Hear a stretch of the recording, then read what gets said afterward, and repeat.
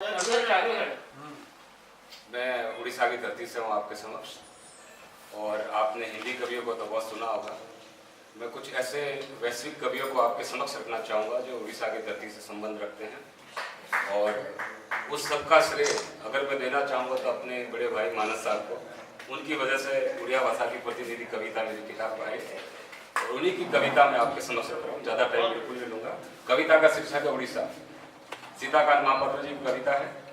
9:23 के चपरीले घर की चौखट को पार कर जब मैं जाता हूँ, घर की साइज है 9:23 के चपरीले घर की चौखट को पार कर जब मैं जाता हूँ, नई दिल्ली, टोक्यो, लेनिनग्राड, किसी काम से किसी कवि सम्मेलन में नेवा नदी के तट पर अपने साथ ले जाता हूँ। अपने साथ क्या क्या यादें ले जाते हैं, अपने साथ ले जाता हूँ। घर के आंगन पूर्वी पवन में हिलोरे खाते, घर के आंगन में पूर्वी पवन में हिलोरे खाते मंजरी से लदे आम वृक्ष, घर के आंगन में पूर्वी पवन में हिलोरे खाते मंजरी से लदे आम वृक्ष को, और उस पर किसी हल्दी बसंत चिड़िया का लुका छिपी खेल में खो जाना फिर दिखाई देना, खो जाना फिर दिखाई देना, बस इतना ही मेरे लिए। अपने साथ ले जाता हूँ रास्ते में नारियल की खोल से भरे, रास्ते में नारियल की खोल से खेलते छोटे छोटे मासूम बच्चों की उदास आंखें, रास्ते में नारियल की खोल से खेलते छोटे छोटे मासूम बच्चों की उदास आंखें, टूटी कुर्सी का विकेट बनाकर भरी दुपहरी में क्रिकेट खेलते किशोरों के चमकते चेहरे, धान के खेतों में मिट्टी को रोलते झुकी कमर वाले कुसाडेरा, रघुमली कुसाडेरा का अनिश्चित अंधकार में भविष्य,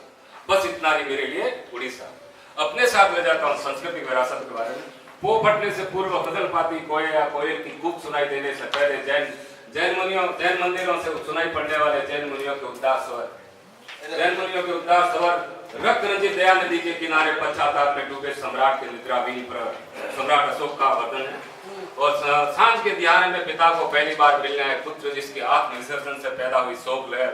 ये कोणार्क का जो चूड़ी स्थापना की गई थी, उनका आत्मविसर्जन कर देते अपने पिता के सम्मान के खातिर, उनके बारे में। चित्रोत्पला घाट से स्नान करके लौटते दादाजी की खड़ाऊ के खटखट समधुर सवर, बस इतना ही मेरे लिए उड़ीसा।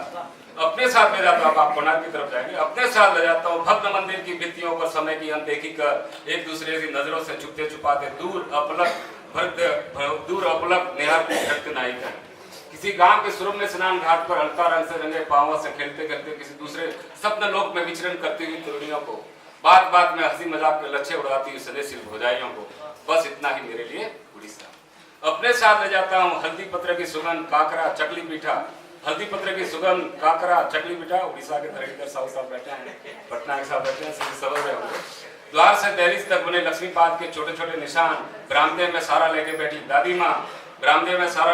दादी माँ, भागवत की छोटी छोटी पंक्तियां, निर्माल्य कणिका और अभय वरदान देती दो चक्राकार आंखें। आपके पीछे है दो चक्राकार भगवान जगन्नाथ के बारे में, दो चक्राकार आंखें, बस इतना ही मेरे लिए उड़ीसा। अपने साथ ले जाता हूँ उस टेबल को जिस पर की धूल को जमे झटके इकट्ठी होती कॉपी और किताबें, मेरी ध्यान धारणा, कमरे में पड़े बच्चों के पुराने खिलौने, उनकी नई नई कल्पनाएं, नए नए सपने, तुलसी चौरा के सामने अपने दुख को छुपाकर मुस्कुराहट बिखेरती गृहलक्ष्मी की नीरव प्रार्थना, जब भी मैं अपने घर की चौखट को पार कर जाता हूँ, बस इतना ही ले जाता हूँ, बस इतना ही मेरे लिए उड़ीसा। और अगर इसी उड़ीसा को आप रमाकांत जी की नजरों में देखेंगे तो वो दूसरे ढंग से उन्होंने प्रस्तुत किया एक उड़ीसा के दुर्दिन के बारे में। दुर्दिन ने देखा, मुझे उसका दिखाई देता है अंधेरे मस्त का चेहरा, बिना सिर का मगर हंस रहा है, अट्टहास करता देवी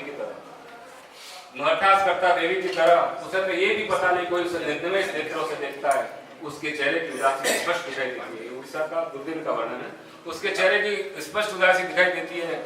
चंद्रमा की सफेद चांदनी में सफेद पर्वतों की तरह, चंद्रमा की दवेश चांदनी में पर्वतों की तरह, सांझ के अंधियारे में आग लगाते यायावरों की तरह। वह चेहरा एक अंतहीन सड़क जिसके दोनों किनारों पर लगे हैं दुखों के लंबे लंबे वृक्ष। वह चेहरा माँ नदी का चिदाकाश जिसमें ब्रह्मांड के सारे तारे टूट कर ले रहे अंधाधुंध समाधि। वह चेहरा यादगार, हजारों साल पुरानी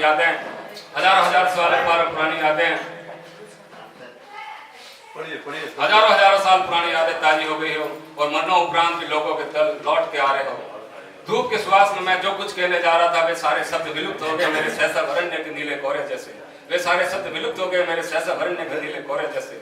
वह चेहरा फैल रहा है अनगिनत सीढ़ियां चढ़कर एक आकाश से दूसरे आकाश पर, वह चेहरा अंधहीन सीढ़ियां चढ़कर फैल रहा है एक आकाश से दूसरे आकाश पर। वह चल रहा है कृष का पेटू बच्चे की तरह, देख रहा है, हंस रहा है, बच्चों को बेचकर लौटती वेश्याओं को घूमती तिरछी निगाहों से, बच्चों को बेचकर लौटती वेश्याओं को तिरछी निगाहों से। मेरा अस्तित्व विलीन होते समय वह मुझे पकड़ लेता है और खींच लेता है। मैं देखता हूँ उसकी आंखों से झरझर टपकते आंसू। वह कहता है उसके होठों पे कोई हलचल नहीं। वह कहता है एक बार फिर मुलाकात होगी। और मैं देखता हूँ उनके दोनों होठों के मध्य एक मरमाहत, ओलावृष्टि से मरमाहत, तितली के पंख तुल्य प्रसाद, तितली के पंख तुल्य प्रसाद।